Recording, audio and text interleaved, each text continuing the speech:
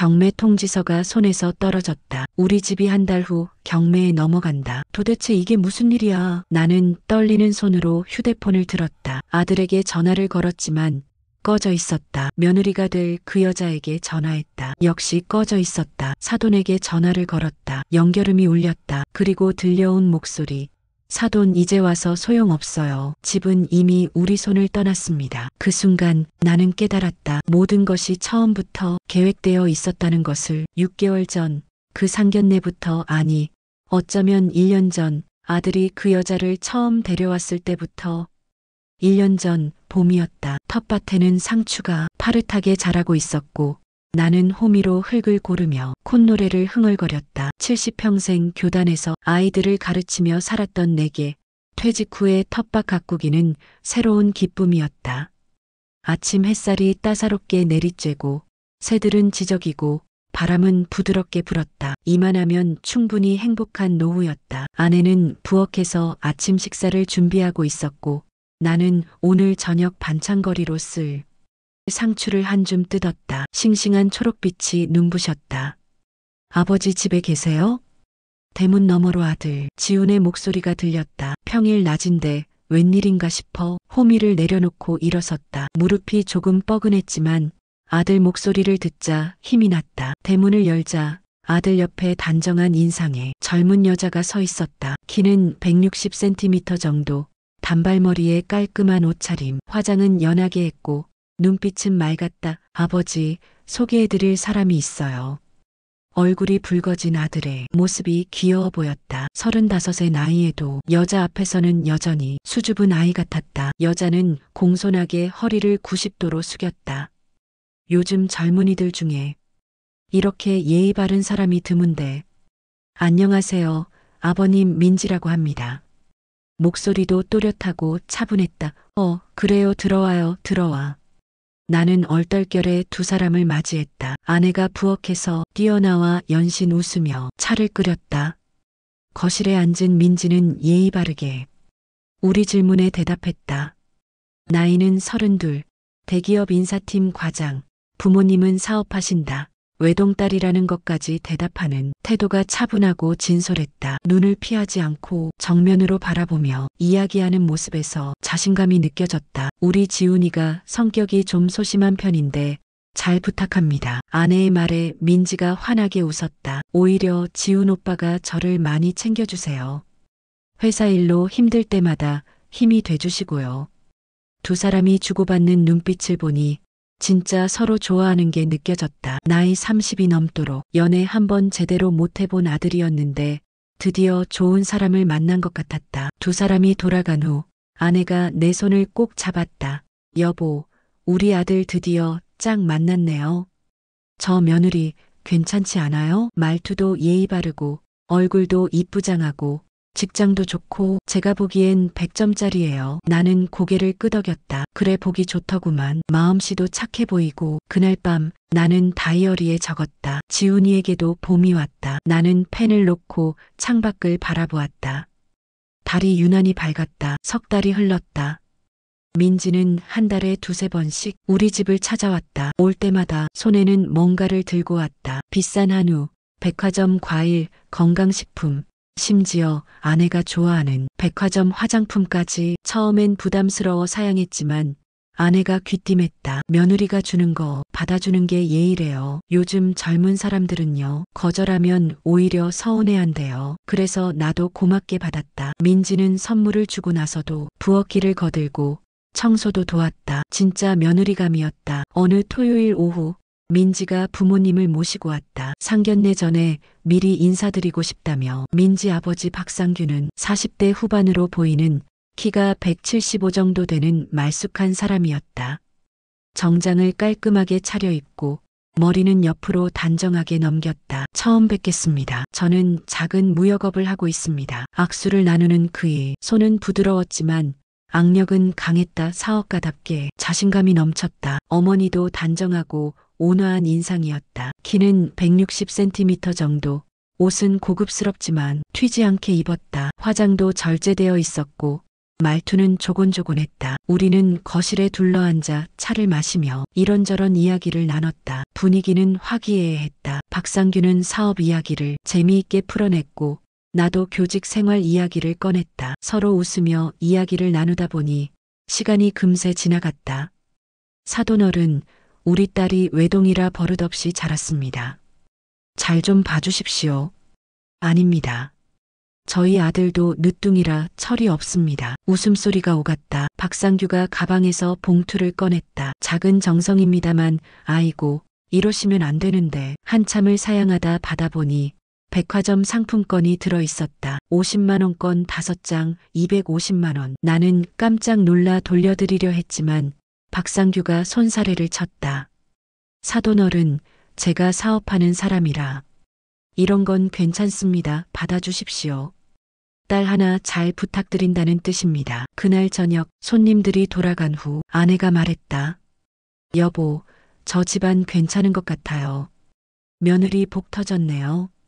예의도 바르고 형편도 좋고 우리 지훈이 정말 좋은 사람 만났어요. 나도 동의했다. 딸을 시집 보내는 입장에서도 저렇게 예의를 차리는 게 기특했다. 요즘 같은 세상에 저런 집안이 드물지. 한 달 후 아들이 정식으로 상견례 날짜를 잡자고 했다. 나는 흔쾌히 승낙했다. 우리는 서울 교회의 한정식집을 예약했다. 1인당 10만 원 정도 하는 조금 비싼 곳이었지만 평생에 한 번뿐인 상견례니까 예약하면서도 기분이 좋았다. 드디어 우리 아들도 가정을 꾸리는구나. 상견례 전날 밤 나는 새 양복을 꺼내 다렸다. 10년 전에 맞춘 양복이었지만 관리를 잘해서 아직 멀쩡했다. 아내는 한복을 손질했다. 연두색 저고리에 남색 치마. 결혼식 때 입었던 한복이었다. 서랍에서 도장과 인감증명서를 꺼내 가방에 넣었다. 이게 왜 필요해요? 요즘은 상견례 때 재산 증명을 한다더라고요. TV에서 봤어요. 그게 무슨 여보.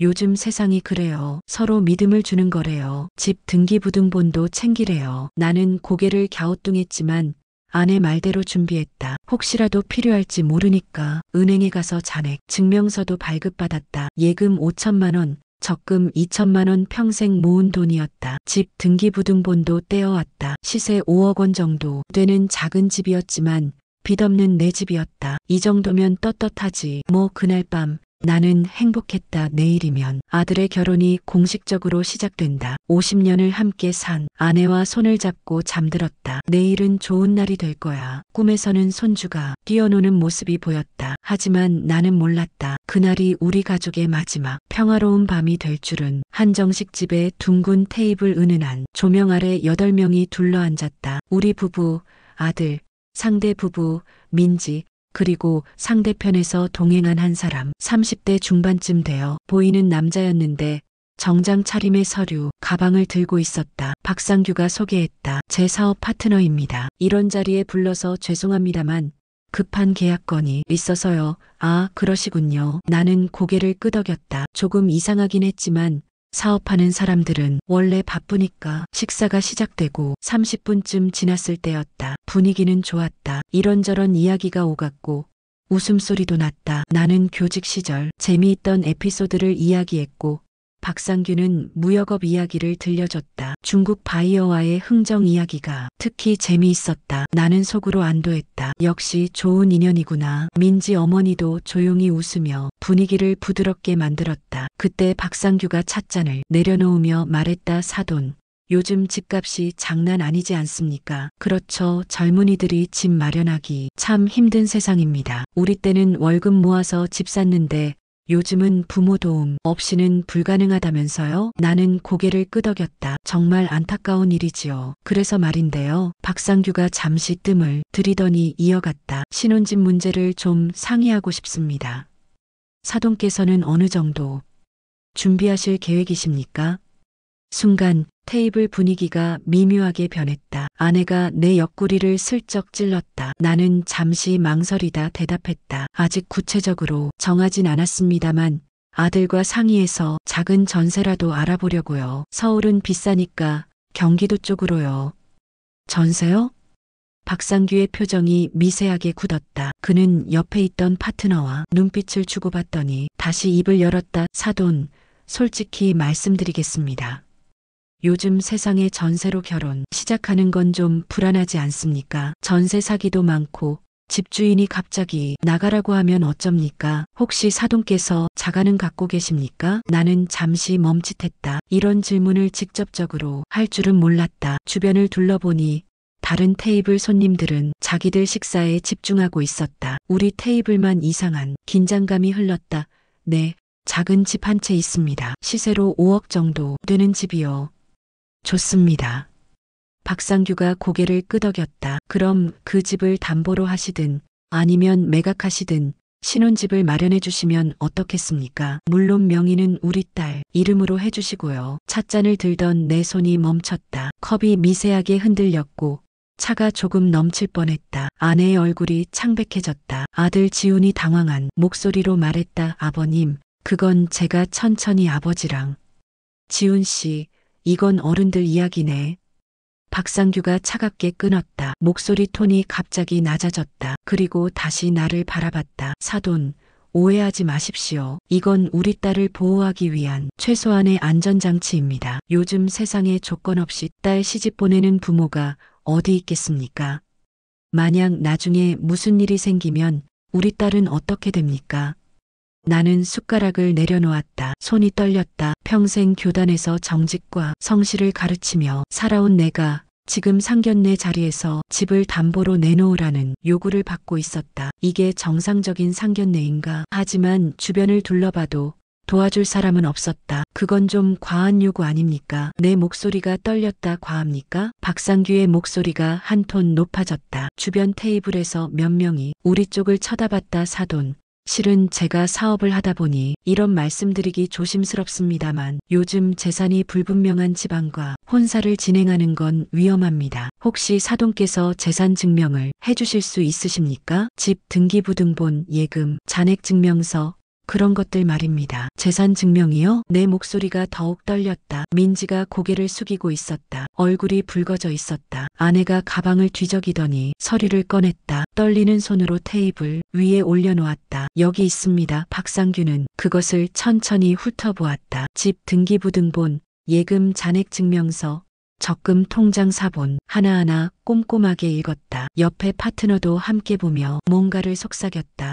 집 한 채, 예금 5천에 적금 2천 괜찮습니다. 이 정도면 신혼집 마련은 가능하겠군요. 박상규가 고개를 끄덕이며 말했다. 마치 물건을 감정하는 것 같은 태도였다. 그는 옆에 파트너에게 서류를 건넸다. 파트너는 휴대폰을 꺼내 서류 사진을 찍기 시작했다. 카메라 셔터 소리가 연달아 들렸다. 잠깐, 그건 왜 사진을? 나는 손을 뻗었지만 이미 촬영은 끝난 후였다. 아, 죄송합니다. 나중에 계약서 작성할 때 필요해서요. 파트너가 무표정하게 대답했다. 계약서요? 내 혼인 전 재산 약정서 말입니다. 요즘은 다들 합니다. 서로를 위해 좋은 거죠. 법적으로도 보호받을 수 있고요. 나는 입이 딱 벌어졌다. 재산 약정서? 그게 대체 뭔가? 혼인신고도 하기 전에 재산 약정서를 쓴다고? 아들이 다급하게 말했다. 아버지, 제가 나중에 설명드릴게요. 일단은 지훈아. 나는 아들을 불렀다. 아들의 눈빛이 흔들렸다. 그 눈빛에서 나는 읽었다. 아들도 이 상황이 이상하다는 걸 알고 있다. 하지만 사랑하는 여자를 잃고 싶지 않다는 두려움이 더 크다. 박상규가 웃으며 말했다. 사돈, 너무 심각하게 받아들이지 마십시오. 이건 양가 모두를 위한 겁니다. 서로 명확히 하고 시작하는 게 나중에 문제가 없지 않겠습니까? 요즘 젊은이들 이혼율이 얼마나 높은데요. 미리 정해놓는 게 서로 편합니다. 나는 대답하지 못했다. 그저 식어가는 음식을 바라볼 뿐이었다. 상견례는 어색하게 끝났다. 디저트가 나왔지만 아무도 손을 대지 않았다. 계산은 반반씩 하기로 했다. 1인당 10만 원. 총 80만 원. 나는 40만 원을 냈다. 주차장으로 나오는 길 아무도 말이 없었다. 인사도 간단히 하고 헤어졌다. 집으로 돌아오는 차 안은 무거운 침묵으로 가득했다. 나는 핸들을 꼭 움켜쥐고 아무 말도 하지 않았다. 손에 힘을 주니까 손가락 마디가 하얘졌다. 아내는 조수석에서 한숨만 내쉬었다. 뒷좌석의 아들은 창밖만 바라봤다. 집까지 40분이 걸렸는데 그 시간이 4시간처럼 느껴졌다. 집에 도착했을 때 아들은 바로 차에서 내리지 않았다. 한참을 망설이더니 떨리는 목소리로 말했다. 아버지 죄송합니다. 뭐가? 사실 저도 오늘 그런 얘기가 나올 줄 몰랐어요. 민지가 미리 말해줬으면. 민지가 알고 있었단 말이냐? 아들이 고개를 숙였다. 사흘 전에 장인어른께서 민지한테 말씀하셨대요. 상견례 때 재산 이야기를 꺼낼 거라고. 민지가 저한테 미안해하면서 나는 한숨을 길게 내쉬었다. 차가운 공기가 입에서 하얗게 나왔다. 그래서 민지는 반대했대요. 아버지한테 실례라고 하지만 장인어른이 듣지 않으셨대요. 차 안에서 기다리던 아내가 끼어들었다. 그럼 민지는 나쁜 애가 아니네요. 민지는 착한 사람이에요. 제가 장담합니다. 아들의 목소리에 확신이 담겨 있었다. 그날 밤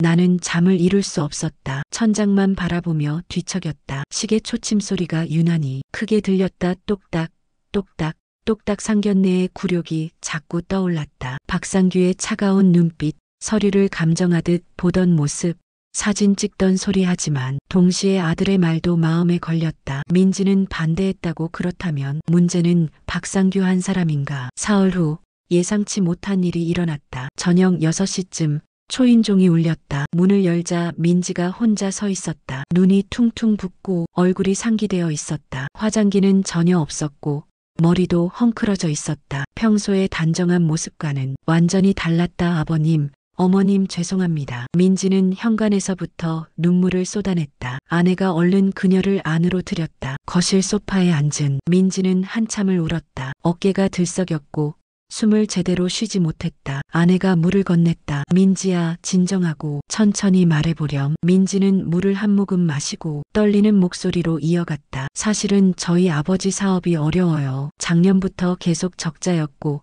빚도 많이 있어요. 그런데 저는 그걸 최근에 알았어요. 아버지가 숨기셨거든요. 나는 앞으로 몸을 기울였다. 결혼 이야기가 나왔을 때 아버지가 갑자기 적극적이셨어요. 처음엔 저도 좋았죠. 아버지가 제 결혼을 기뻐하시는 줄 알았으니까. 그런데 민지의 목소리가 떨렸다. 며칠 전에 우연히 들었어요. 아버지가 누군가랑 전화하시는 걸. 밤 11시쯤이었어요. 저는 화장실 가려고 복도에 나왔는데 아버지 서재에서 불이 켜져 있더라고요. 문틈으로 아버지 목소리가 들렸어요. 민지가 잠시 숨을 고르더니 계속했다. 신혼집만 딸 명의로 받아내면 그걸 담보로 다시 대출이 가능하다. 최소 3억은 끌어낼 수 있다. 그렇게 말씀하시는 거예요. 그 말을 듣는 순간 머리가 하얘졌어요. 다리에 힘이 풀려서 그 자리에 주저앉았어요. 제 결혼이 아버지의 빚 해결 수단이었다는 게 믿을 수가 없었어요. 아내가 손으로 입을 막았다. 나는 주먹을 불끈 쥐었다. 손톱이 손바닥을 파고들었지만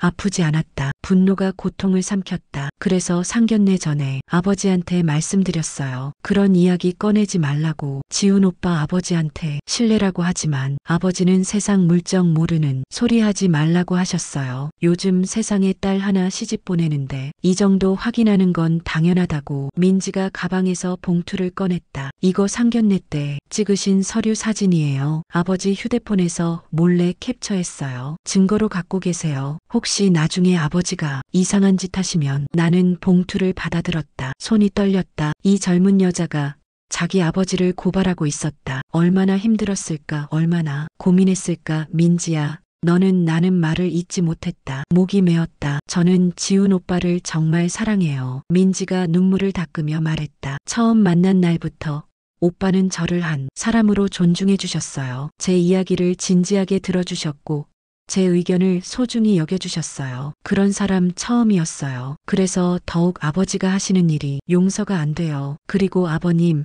어머님도 존경해요. 민지가 고개를 들어 우리를 바라봤다. 지훈 오빠 이야기 들으면서 얼마나 좋은 부모님 밑에서 자랐는지 느꼈어요. 그런 분들한테 우리 아버지가 상처를 드리는 게 견딜 수가 없어요. 그래서 제가 막으려고 합니다. 아버지를 배신하는 것 같아서 마음이 아프지만 이건 잘못된 일이니까요. 그날 민지는 2시간 넘게 우리 집에 있었다. 그녀는 자기 아버지의 사업 상황, 빚의 규모, 그리고 혼인 약정서를 준비하고 있다는 사실까지 모두 털어놓았다. 현재 부채가 8억 원 정도 된다고 했다. 작년에 중국 바이어가 대금을 떼먹는 바람에 큰 손해를 받고 그 이후로 계속 내리막길이라고 했다. 채권자들이 집까지 찾아와서 독촉하고 어머니는 그 스트레스로 우울증 약을 먹고 계신다고 했다. 민지가 돌아간 후 아내가 말했다. 여보, 저 애는 나쁜 애가 아니에요. 오히려 용감한 아이예요. 나는 고개를 끄덕였다. 알아. 정말 대단한 아이야. 28살에 아버지를 고발한다는 게 얼마나 어려운 일인데. 나는 민지가 두고 간 서류를 펼쳤다. 그 안에는 박상규가 준비 중인 혼인 전 재산 약정서 초안이 있었다. 읽으면 읽을수록 등골이 오싹해졌다. 약정서 첫 페이지에는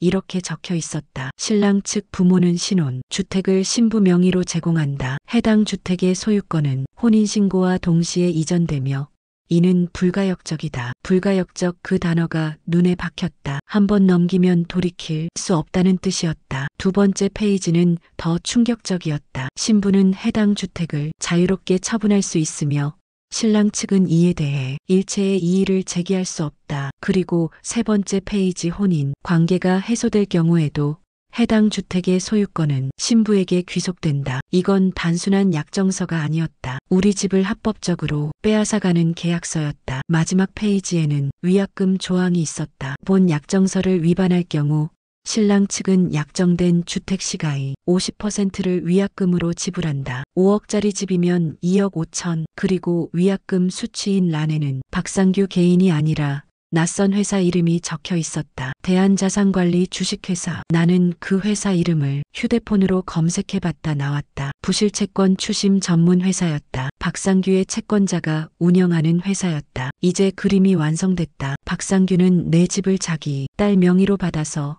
그걸 담보로 대출을 받고 그 돈으로 채권자에게 빚을 갚으려는 것이었다. 만약 대출을 갚지 못하면 집은 채권자에게 넘어간다. 그리고 위약금 조항은 내가 거부하면 2억 5천을 채권자에게 직접 주는 장치였다. 완벽한 사기 구조였다. 법의 옷을 입은 사기. 그날 밤 나는 결심했다. 이 결혼을 막을 수는 없다. 아들이 너무 사랑하고 민지도 나쁜 아이가 아니니까. 하지만 박상규의 계획만큼은 반드시 막아내야 한다. 나는 오래된 제자에게 전화를 걸었다. 변호사가 된 제자였다. 선생님, 무슨 일이세요? 시계를 보니 밤 11시였다. 급한 일이 생겼다. 내일 아침 일찍 만날 수 있겠니? 제자는 잠시 망설이더니 대답했다. 선생님이 이렇게 급하게 연락하시는 건 처음인데요. 알겠습니다. 내일 아침 8시에 제 사무실로 오세요.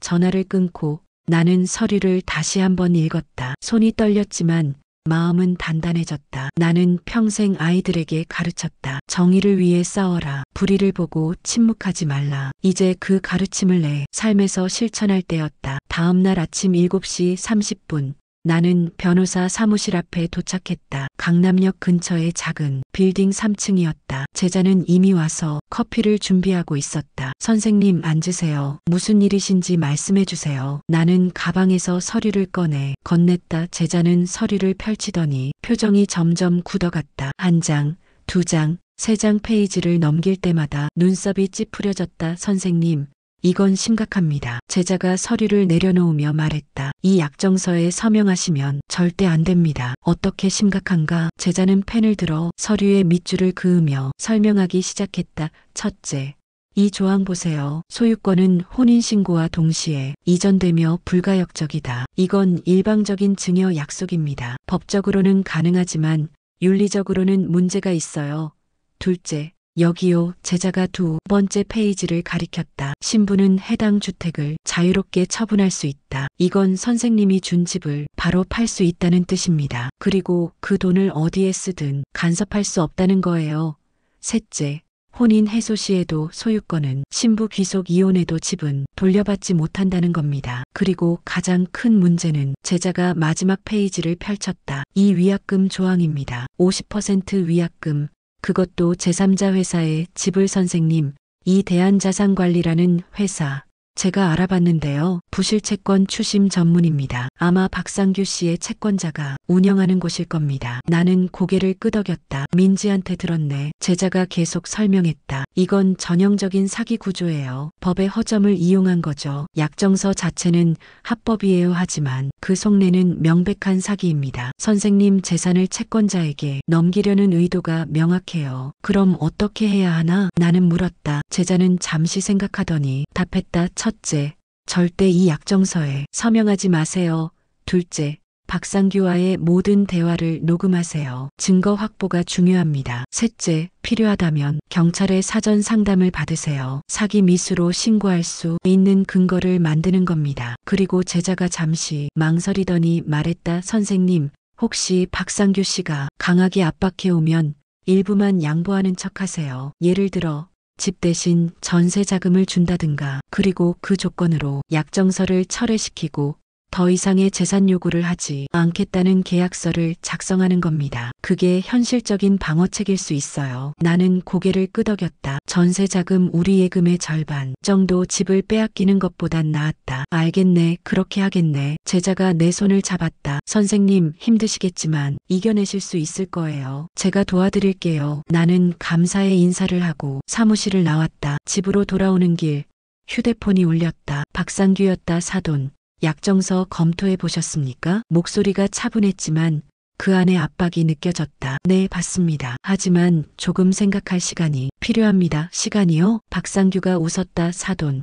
시간이 많지 않습니다. 우리 딸이 임신했거든요. 뭐라고요? 나는 차를 길가에 세웠다. 네, 임신. 6주차래요. 아직 지훈 씨도 모릅니다. 제가 먼저 알게 됐어요. 그래서 서두르는 겁니다. 혼전 임신이면 체면이 말이 아니지 않습니까? 빨리 결혼식 올려야죠. 나는 숨이 막혔다. 임신. 그럼 이제 선택의 여지가 없었다. 결혼은 반드시 해야 했다. 박상규는 그걸 알고 압박하는 것이었다. 사돈.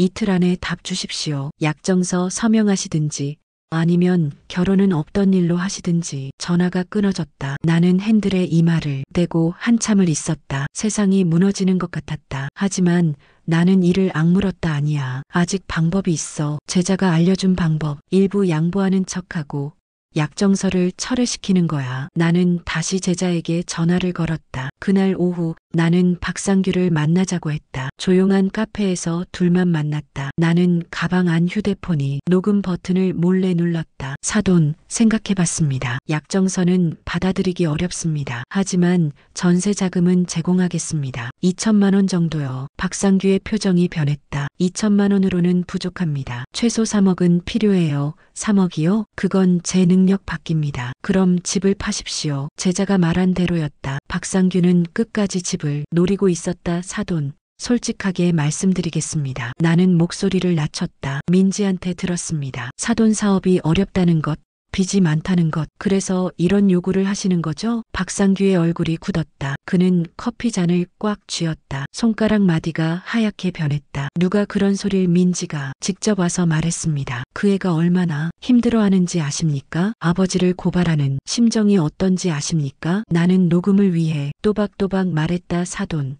이건 잘못된 겁니다. 딸의 결혼을 이용해서 빚을 갚으려는 건 아버지가 할 일이 아닙니다. 박상규가 자리에서 벌떡 일어났다. 사돈. 뭘 아십니까? 당신은 평생 공무원으로 안정적으로 살았으니까 모르는 겁니다. 사업하는 사람이 고통을 밤잠 못 이루고 채권자한테 쫓기는 공포를 나는 내 가족을 지키려는 겁니다. 목소리가 커져서 주변 사람들이 쳐다봤다. 나는 조용히 말했다. 다른 가족을 무너뜨리면서요? 박상규가 말문이 막혔다. 그는 한참을 서 있다가 다시 앉았다. 긴 침묵이 흘렀다. 커피는 식어갔고 카페 음악만 흘러나왔다. 알겠습니다. 박상규가 한숨을 내쉬었다. 약정서는 철회하겠습니다. 대신 2천만 원만 주십시오. 그것만 있으면 당장 급한 빚은 막을 수 있습니다. 그리고 더 이상 아무 요구도 하지 않겠습니다. 정말입니까? 네, 약속합니다. 하지만 계약서로 남겨야겠다고 나는 말했다. 박상규가 고개를 끄덕였다. 좋습니다. 나도 그게 나을 것 같습니다. 우리는 그날 법무사를 찾아가 계약서를 작성했다. 신랑 측은 신혼 전세 자금으로 2천만 원을 제공한다. 신부 측은 이외 추가적인 재산 요구를 하지 않는다. 위반 시 계약은 무효가 되며 혼인도 취소할 수 있다. 양측이 서명하고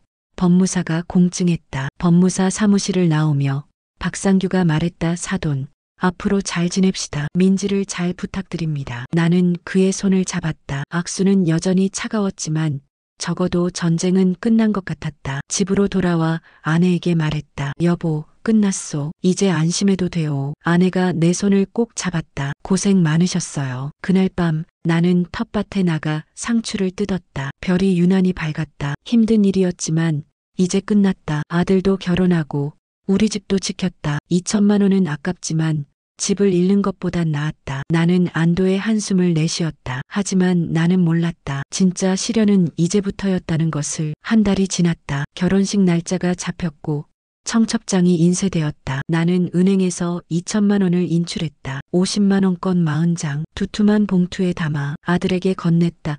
전세집 잘 구해라. 그리고 행복하게 살아라. 고맙습니다. 아버지 아들이 돈을 받아들었다. 눈에 눈물이 맺혔다. 아들과 민지는 함께 부동산을 알아보러 갔다. 경기도 쪽으로 알아본다고 했다. 2천만 원이면 작은 원룸 정도는 얻을 수 있을 거라고. 나는 집에서 아내와 함께 결혼 준비를 했다. 혼수, 예단, 예물 하나하나 챙기는 게 즐거웠다. 아내는 이불을 사고 나는 가전제품을 알아봤다. 그런데 이틀 후 이상한 일이 벌어졌다. 아들이 전화도 받지 않았다. 몇 번을 걸어도 꺼져 있었다. 민지도 연락이 두절되었다. 나는 불안해져서 아들 집으로 찾아갔다. 원룸 오피스텔이었다. 문을 두드렸지만 대답이 없었다. 비밀번호를 알고 있어서 문을 열고 들어갔다. 집은 텅 비어 있었다. 옷장도 비어 있고 화장대도 비어 있었다. 짐을 싸서 나간 것이었다. 심장이 쿵쿵 뛰었다. 손이 떨렸다. 관리사무소에 물어보니 사흘 전부터 안 보인다고 했다. 나는 박상규에게 전화를 걸었다. 사돈, 민지 어디 있습니까? 박상규의 목소리도 당황스러웠다. 모릅니다. 저희도 연락이 안 돼요. 뭐라고요? 사돈, 혹시 지훈 씨한테 돈 주셨습니까? 네, 2천만 원 줬습니다. 전화 너머로 긴 한숨이 들렸다. 사돈, 우리 당한 것 같습니다. 뭐라고요? 민지 방에 쪽지가 있었습니다. 읽어드릴까요? 나는 벽에 기대섰다. 다리에 힘이 풀렸다. 읽어보세요. 박상규의 목소리가 떨렸다. 아빠, 엄마 미안해요. 저와 지훈 오빠는 떠납니다. 아빠가 빚에 시달리는 모습을 더 이상 못 보겠어요. 그리고 지훈 오빠 아버님도 너무 힘들어 하셨어요. 우리는 우리끼리 새로 시작할게요. 돈은 우리 새 출발 자금으로 쓸게요. 찾지 마세요. 행복하게 살게요.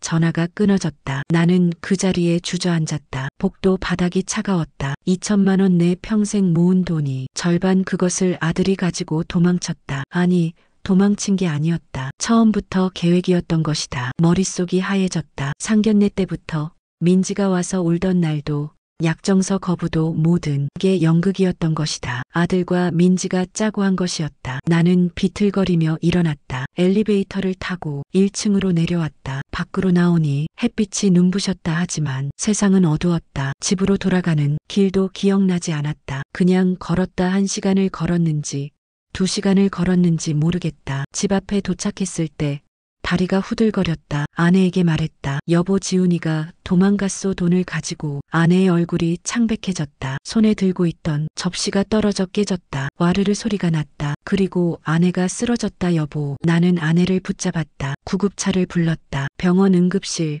의사가 나왔다. 과호흡 증후군입니다. 극심한 스트레스를 받으셨나 봐요. 입원이 필요합니다. 나는 고개를 끄덕였다. 아내를 병실로 옮겼다. 산소호흡기를 끼고 누워있는 아내를 보니 가슴이 찢어지는 것 같았다. 복도 의자에 앉아 나는 멍하니 창밖을 바라봤다. 석양이 지고 있었다. 붉은 노을이 하늘을 물들였다. 평생을 정직하게 살았다. 평생을 아이들에게 가르쳤다. 책임과 성실. 그런데 내 아들이 나를 속였다. 나는 교육자로서 실패한 것일까? 아버지로서 뭔가 잘못한 것일까? 그때 휴대폰이 울렸다. 모르는 번호였다. 받을까 말까? 망설이다 받았다. 여보세요? 아버지 아들이었다. 목소리가 떨리고 있었다. 울고 있는 것 같았다. 지훈아, 너 지금 어디 있니? 아버지, 죄송합니다. 하지만 이렇게라도 하지 않으면 저희는 행복할 수 없었어요. 무슨 소리냐? 내 목소리가 커졌다. 복도에 있던 간호사가 쳐다봤다. 나는 목소리를 낮췄다. 지훈아,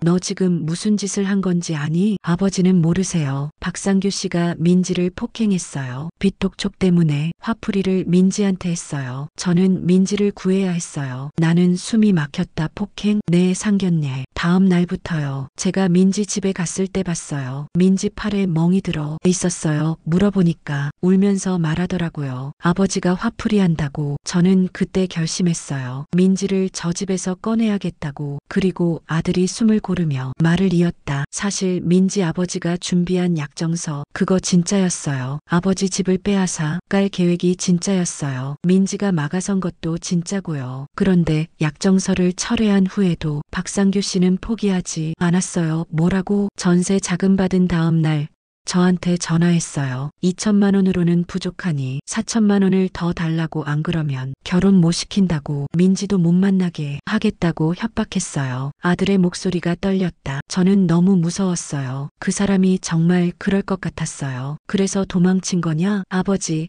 제가 그냥 결혼하면 박상규 씨가 평생 우리를 괴롭힐 거예요. 민지를 도구로 쓸 거예요. 빚 독촉할 때마다 우리한테 손 벌릴 거예요. 그래서 저희는 아예 떠나기로 했어요. 이름도 바꾸고 다른 도시에서 새로 시작하기로요. 2천만 원은? 나는 떨리는 목소리로 물었다. 정말 죄송합니다. 갚겠습니다. 평생 걸려서라도 꼭 갚겠습니다. 아들이 흐느꼈다. 아버지, 저 너무 겁쟁이죠? 도망치는 것밖에 방법을 몰랐어요. 정면으로 싸울 용기가 없었어요. 눈물이 흘러내렸다. 나는 떨리는 목소리로 물었다. 너희 어디 있니? 말씀드릴 수 없어요. 박상규 씨가 찾을까봐. 그리고 아버지한테 더 이상 피해드리고 싶지 않아요. 지훈아, 아버지 사랑합니다.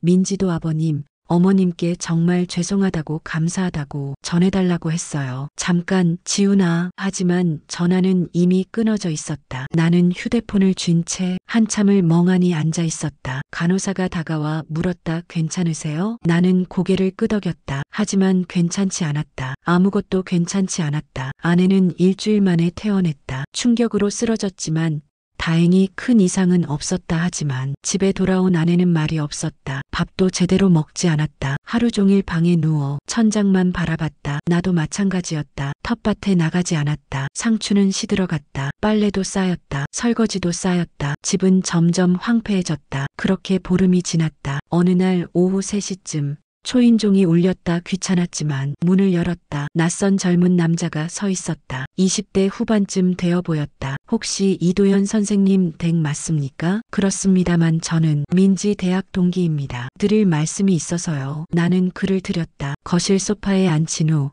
차를 끓였다. 손이 떨려서 찻잔이 딸그락거렸다. 그는 조심스럽게 입을 열었다. 선생님, 제가 아는 진실을 말씀드리려고 합니다. 민지가 사실은 그의 이야기는 충격적이었다. 민지와 지훈이 도망친 게 아니었다. 박상규가 두 사람을 납치한 것이었다. 2천만 원을 빼앗기 위해서가 아니라 더 큰 계획이 있었다.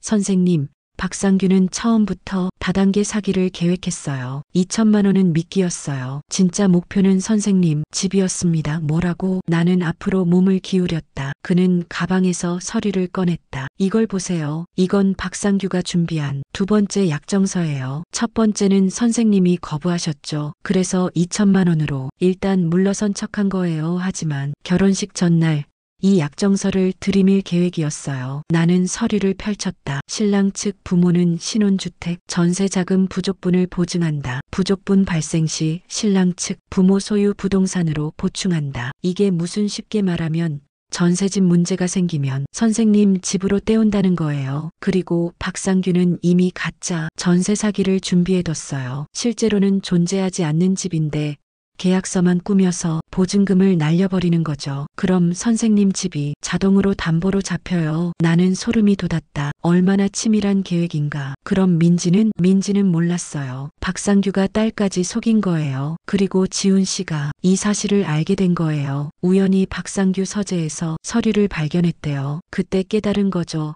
도망치지 않으면 선생님 집이 날아간다는 걸. 그럼 지금 지훈이는 박상규가 지훈 씨를 협박하고 있어요. 그 사람한테는 친구가 있어요. 폭력 조직이죠. 그들을 시켜서 지훈 씨를 협박해요. 2천만 원을 4천만 원으로 만들어서 돌려주지 않으면 민지를 다치게 하겠다고요. 지훈 씨는 지금 박상규 사업장에서 강제로 일하고 있어요. 돈을 갚을 때까지. 나는 벌떡 일어났다. 그게 어디요? 친구가 망설이며 주소를 적어주었다. 경기도 외곽의 공장 주소였다. 하지만 선생님, 함부로 가시면 위험해요. 박상규는 위험한 사람이에요. 그 친구들도 있고. 나는 상관없다는 듯 가방을 들었다. 내 아들을 구해야 해. 친구가 내 팔을 잡았다. 그럼 경찰과 함께 가세요. 제가 신고할게요. 나는 고개를 저었다. 시간이 없어. 지금 당장 가야 해. 친구가 한숨을 쉬며 말했다. 알겠습니다. 그럼 제가 같이 가겠습니다. 혼자 가시면 너무 위험해요. 우리는 함께 차에 올랐다. 친구가 운전했고 나는 조수석에서 주먹을 불끈 쥐었다. 지훈아, 아버지가 간다. 조금만 기다려라. 공장은 을씨년스러웠다. 녹슨 철문,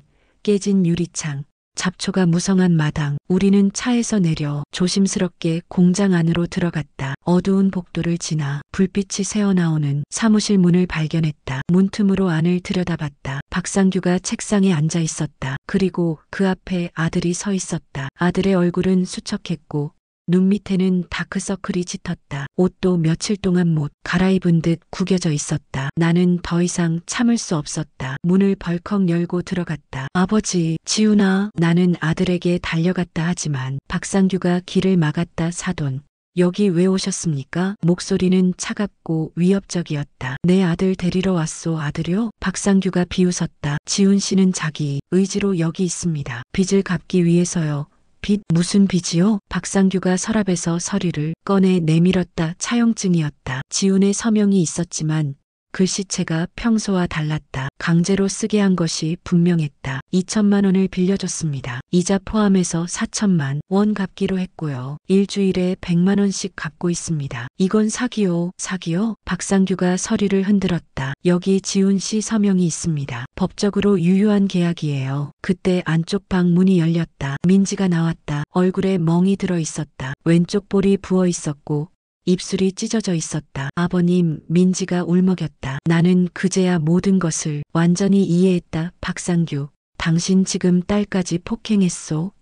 내 목소리가 떨렸다. 분노로. 아니, 분노를 넘어선 무언가로. 박상규가 어깨를 으쓱했다. 사돈, 내 집안일에 간섭하지 마시오. 나는 휴대폰을 꺼냈다. 110을 누르려는 순간 박상규가 내 손을 쳤다. 휴대폰이 바닥에 떨어졌다. 사돈, 그러시면 곤란한데요. 박상규의 눈빛이 날카로워졌다. 그 순간 민지 친구가 문 밖에서 소리쳤다. 경찰입니다. 나와서 문 여세요. 박상규의 얼굴이 굳었다. 친구가 미리 신고해둔 것이었다. 문이 박차고 열리며 경찰관 셋이 들어왔다. 신고받고 왔습니다. 무슨 일입니까? 나는 떨리는 손으로 상황을 설명했다. 감금, 폭행, 강요. 경찰은 박상규를 연행했다. 박상규는 끝까지 저항했지만 민지 얼굴의 멍과 지훈의 차용증, 그리고 공장 CCTV가 모든 것을 증명했다. 사돈, 이건 오해요. 박상규가 소리쳤지만 경찰차 뒷문이 닫혔다. 나는 아들과 민지를 차에 태웠다. 두 사람은 뒷좌석에서 서로를 껴안고 울었다. 아버지, 정말 죄송합니다.